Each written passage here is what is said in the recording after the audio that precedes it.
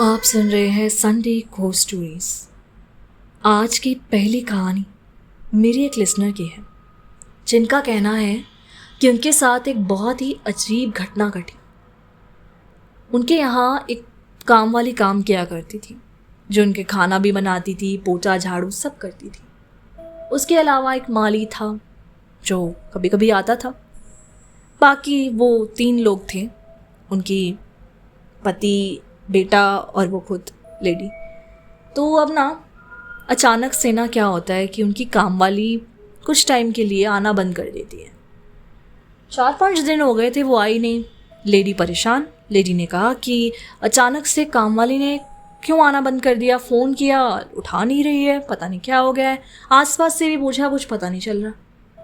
वो बड़ी परेशान थी, जॉब भी होती थी उसकी, और फिर बच्चे को संभालना सब कैसे करेगी। तभी ना अचानक संडे को ना, हफ्ता बीत चुका था, संडे था उस दिन, तो एक लेडी आई। बड़ी ही मासूम सी थी उसकी शक्ल, बहुत प्यारी थी, बहुत इनोसेंट सी लग रही थी, छोटी सी हाइट थी।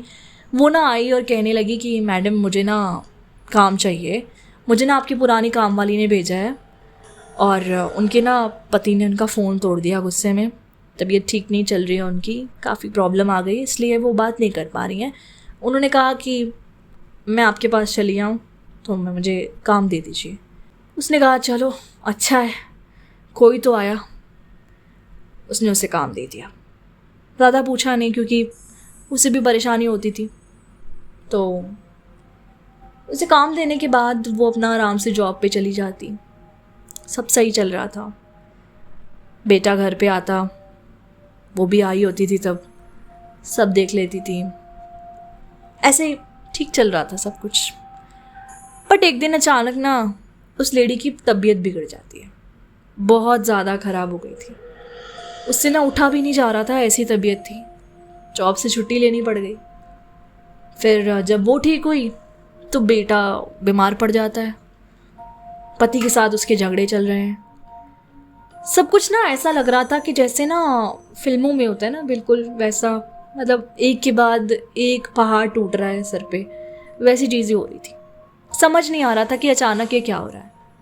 वो लेडी बड़ी धार्मिक औरत थी, वो ना बड़ा भगवान में विश्वास रखती थी। उन्हें लगता था कि भगवान है तो सब अच्छा है। अब वो क्या करती हैं कि ना अपना दुख बांटने के लिए जाती है मंदिर में। पंडित जी से बात करती है कि पंडित जी मेरे साथ ना ये सब हो रहा है घर में, मैं क्या करूँ, मुझे समझ ही नहीं आ रहा है।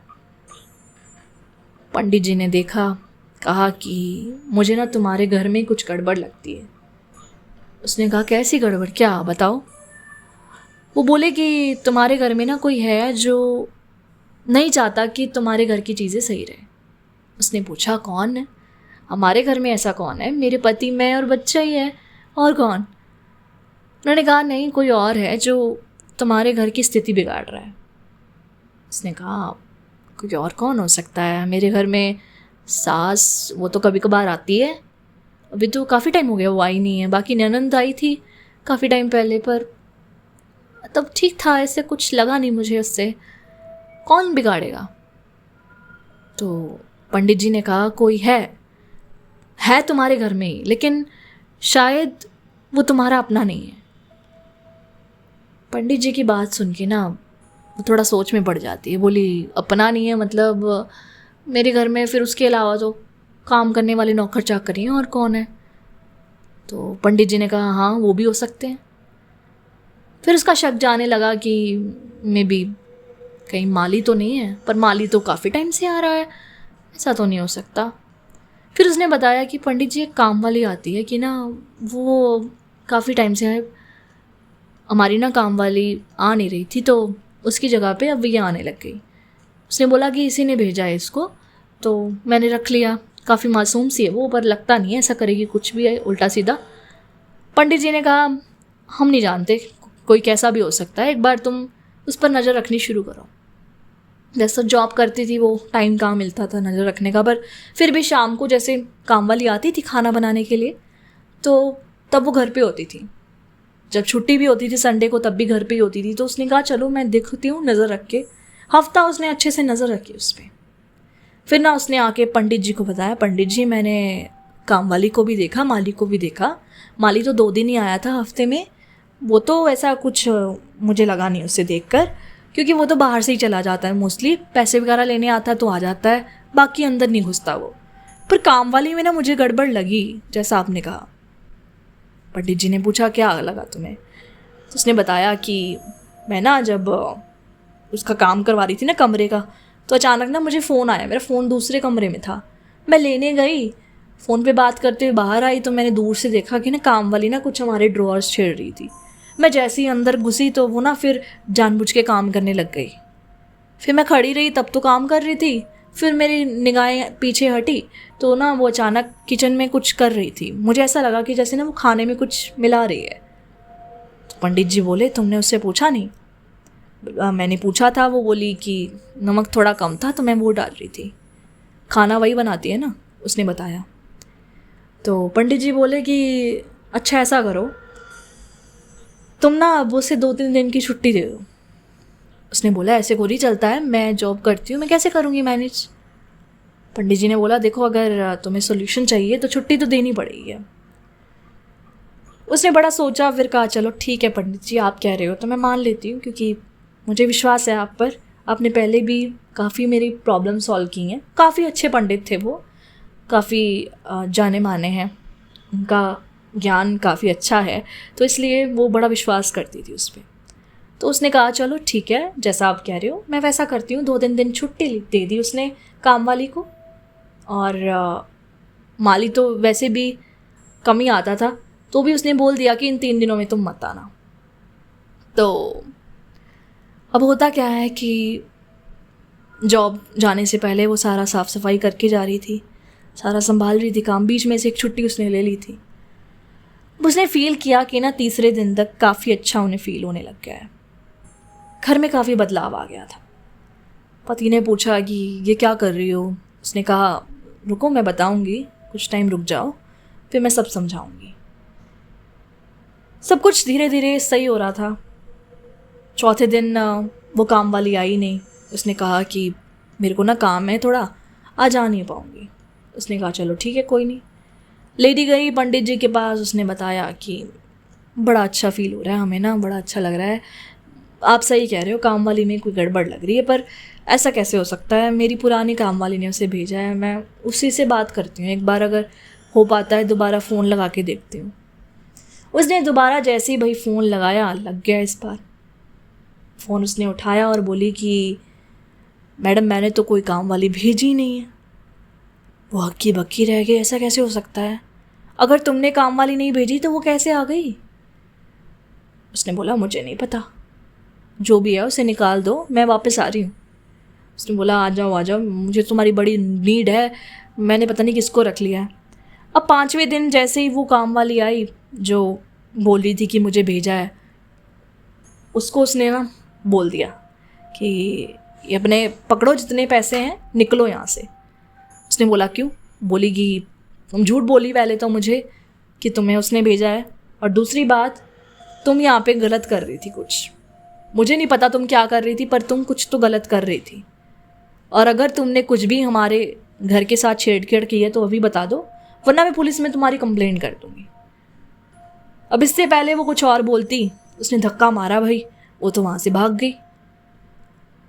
बाकी सब लोग कॉलोनी में अपना घर में थे, कोई पकड़ भी नहीं पाया। वो चिल्लाई थोड़ा सा, उसके बाद वो भी अंदर आई, उसने अपने पति को सारी बात बोली। उसने बोला चलो कोई नहीं, हम एक बार कंप्लेंट कर देते हैं पुलिस में सेफ्टी के लिए, बाकी अब से तुम अगर रखो किसी को तो पहचान के रखा करो, ऐसे मत रखा करो भाई। उसने कहा हाँ बात तो है। उसके बाद पुरानी काम वाली वापस आ गई उसको, फिर उन्होंने रखा, लेकिन फिर ना पंडित जी के कहने पर उन्होंने एक बार शुद्धिकरण कर लिया घर का, क्योंकि पता नहीं होता कौन क्या कर जाए। अब जैसे ही शुद्धिकरण किया ना, उसके बाद ना जैसे पंडित जी ने बोला कि थोड़ा अपना साफ़ सफाई, बेड वगैरह सब चीज़ों की भी इधर उधर देख के कर लो, तो तभी ना उसे ड्रॉर खोला, वो वाला जिस ड्रॉर में ना वो बता रही थी कि काम वाली छेड़छाड़ कर रही थी उसके साथ। जैसे ही उसने खोला ना, उसमें उसे कुछ पुड़ियाँ मिलती हैं। उसने पंडित जी को दिखाई, उसने बोला कि ये देखो पंडित जी, ये पुड़ियाँ से मुझे मिली हैं, पता नहीं क्या है, लगता है काम वाली नहीं रखी है, मैंने अपने बच्चे से पूछा उसका तो कुछ नहीं है। उसने कहा इस पुड़ियों को आग लगा दो। उसने लगा दी। मैं बोला क्या हुआ, ये आग क्यों लगवाई आपने? उसने बोला ये काले जादू से जुड़ी हुई थी। वो हैरान हो गई, काले जादू से मतलब? फिर पंडित जी ने बोला कि वो जो औरत थी ना, वो तुम्हारे घर पे कुछ काला जादू तंत्र मंत्र कर रही थी, जिससे कि तुम्हारा पूरा घर नष्ट हो सकता है। अच्छा हुआ तुमने उसे सही समय पे निकाल दिया, सही समय पे ही आ गई। अगर ये फ़ोन ना उठाती, तुम्हें सच्चाई पता ना चलती और तुम उसे ना निकालती, तो शायद पूरा घर तुम्हारा नष्ट हो जाता। ऐसा कुछ और भी मिले तो मुझे बता देना, अच्छे से चेक कर लो। उसके बाद उसने सारी साफ़ सफाई की, एक दो चीज़ें मिली, उसने पंडित जी को पकड़ा दी। उसके बाद काफ़ी रिलैक्स सा उन्हें फील होने लगा। बट अब लेडी कभी भी किसी को बिना जाने पहचाने उसकी पूछताछ करे अंदर नहीं घुसने देती।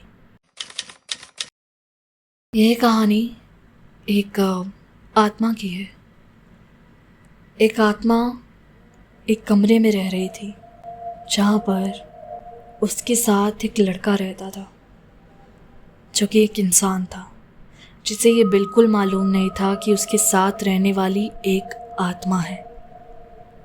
इस किस्से की शुरुआत तब हुई जब राजीव ना हॉस्टल लेता है। हॉस्टल में कोई भी कमरा खाली नहीं था, लेकिन राजीव के पास कोई ऑप्शन नहीं थी, उसे हॉस्टल ही चाहिए था। तो बड़ा लड़ धड़ के उसने एक कमरा खाली करवाया, जो कि स्टोर रूम टाइप बन चुका था, बंद रहता था। उसने रिक्वेस्ट की कि अगर हो सकता है तो कर दो, मैं कहीं भी रह लूँगा, मुझे ना बस जगह चाहिए। मैं कहा ठीक है। सारी फैसिलिटीज़ तो वैसे ही मिलने वाली थी, बस कमरे का था कि उसे ऐसा मिलेगा। तो वो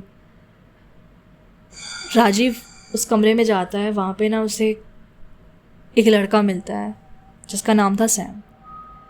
सैम के साथ राजीव की बड़ी अच्छी बनती है, बहुत बातें करते हैं दोनों, बहुत एक दूसरे के साथ घुलते मिलते हैं। दोनों एक दूसरे के ना बिल्कुल करीब हो जाते हैं, बेस्ट फ्रेंड्स की तरह बन जाते हैं। बट एक दिन ना अचानक वो अपने दोस्तों के बीच बैठा होता है। तब ना जब वो ऐसे बातें कर रहा था ना, तो एक ने पूछा कि राजीव तुम किसके साथ बात कर रहे हो? उसने कहा ये सैम है, मैं इसके साथ बात कर रहा हूँ। तब उन्होंने कहा कि कौन सैम, यहाँ पे हमें कोई दिखाई तो नहीं दे रहा है। तब उसे पता चलता है कि जिसके साथ वो बात कर रहा है वो एग्जिस्ट नहीं कर रहा है, वो उसे दिख रहा है लेकिन बाकियों को नहीं दिख रहा है। तब उसे फाइनली जाके पता चला कि सैम एक आत्मा है, वो कोई इंसान नहीं है जिसके साथ वो दोस्ती बना के बैठा है। धीरे धीरे राजीव इन बातों को से उभरने की कोशिश करता है, बट नहीं उभर पा रहा था, वो पागल सा हो रहा था। उसके कुछ दोस्तों ने नोटिस किया, उसे कहा कमरा छोड़ दे, हमारे पास आ जा। बट पता नहीं वो ना सैम से दूरी नहीं बना पा रहा था। उसे ये बात सी सही नहीं लग रही थी कि मतलब क्या हो रहा है मेरे साथ। वो सैम के साथ ना बड़ा जुड़ चुका था। उसने बहुत कोशिश की सैम को अपने से अलग करने की, बट वो नहीं जा पा रहा था वहाँ से। फिर एक दिन अचानक वहाँ राजीव की लाश मिलती है। वो पंखे के साथ लटका होता है। सब लोग देखते हैं क्या हो गया, किसी को कुछ समझ नहीं आया। तब जाकर उसके एक दोस्त धार्मिक ने ये पूरी कहानी मेरे साथ बांटी, जो कि वहाँ पर रहता था उस हॉस्टल में, जिसने राजीव के साथ ये साफ होते हुए देखा था और राजीव की जो बातें थी उसे सुना था, एक्सपीरियंस किया था उस चीज़ को जो राजीव उस वक्त सह रहा था, और वो सिर्फ उससे सुन रहा था, बट वो कुछ कर नहीं पाया। सो एक रिग्रेट था उसके मन में जो उसने शेयर किया। एंड कुछ लोग आज भी कहते हैं धार्मिक के साथ कि राजीव की आत्मा आज उस कमरे में भटकती है और उस हॉस्टल के रूम को अब किसी को भी नहीं दिया दाजा। अभी कितना सच और कितना झूठ है ये सिर्फ और सिर्फ उस हॉस्टल का कमरा नंबर 209 ही बता सकता है। दोस्तों आज मुझे आपसे अपनी स्टोरी बांटनी है। इस स्टोरी की शुरुआत बहुत ही नॉर्मल तरीके से होती है। कोविड का टाइम था, मेरे पेरेंट्स घर पर नहीं थे, वो कहीं किसी के पास गए हुए थे मिलने के लिए। लेकिन मेरे पास इस वक्त मेरी दी और उनकी 2 बेटियां थी जो दूसरे कमरे में सो रही थी। मैं रात को ही ऑलमोस्ट ज़्यादातर रिकॉर्डिंग्स करना पसंद करती हूँ, तो मैं भी बैठ के रिकॉर्डिंग कर रही थी। तभी ना अचानक मुझे ऐसा लगा कि जैसे ना कुछ बहुत ही गंदी आवाज़ मुझे रिकॉर्डिंग्स के बीच से सुनाई दे रही है। रिकॉर्डिंग ठीक ठाक हो जाती थी, लेकिन जैसे मैं आवाज़ सुनने लगती थी प्ले करके तो बहुत ही गंदी आवाज़ आती थी। मुझे लगा कोई टेक्निकल इशू है। मैंने 2-3 रिकॉर्डिंग्स देखी, उसके बाद मुझे ना भूख लगाई, तो मैंने सोचा चलो थोड़ी देर मन शांत करते हैं, फिर दोबारा रिकॉर्डिंग करेंगे। क्योंकि वॉइस रिकॉर्डिंग करना एक आम चीज़ नहीं है, उसके लिए आपका मन शांत होना और वैसा फील होना बहुत ज़रूरी है। अगर आप बेमन से रिकॉर्डिंग करते हो तो अच्छी नहीं जाती है, ये मेरा मानना है। इसलिए मुझे था कि अभी मेरा मूड बहुत ख़राब हो चुका था, क्योंकि बार बार रिकॉर्डिंग ख़राब हो रही थी तो गुस्सा आ रहा था। इसलिए थोड़ा मूड सेट करने के लिए मैंने ब्रेक दिया। ब्रेक के बाद मैंने सोचा कि ना मेरे ऊपर एक छोटा सा स्टूडियो बना हुआ है कमरे में, वहाँ पर जाकर रिकॉर्डिंग करूँ। मैं बाहर आई, दरवाज़ा बंद किया अपने कमरे का, देखा दी और बेटियाँ सो रही थी उनकी। मैं ऊपर की ओर चली गई धीमे धीमे दबे पाँव। जैसे ही ऊपर पहुँची, स्टूडियो वाला रूम खोला, वहाँ लैपटॉप के पास बैठ के रिकॉर्डिंग करनी शुरू कर दी। भाई साहब, इतनी गंदी आवाज़ वहाँ से आई, ऐसा लगा कि जैसे कोई मुझसे बात करने की कोशिश कर रहा है। बहुत अजीब तरह की विस्परिंग हुई, बहुत ही गंदी। मेरा डर एकदम बढ़ गया था, क्योंकि कमरे में एकदम सन्नाटा था, ऊपर मैं अकेली, नीचे भी बस वो तीनों सो रहे थे। मुझसे रहा नहीं गया, मैं फटाफट उस कमरे को बंद करके नीचे आ गई। लैपटॉप भी मैंने चेक नहीं किया मैंने बंद किया था कि नहीं। नीचे आई, आकर मैं अपना कमरे में बैठ गई, दरवाज़ा लगा दिया।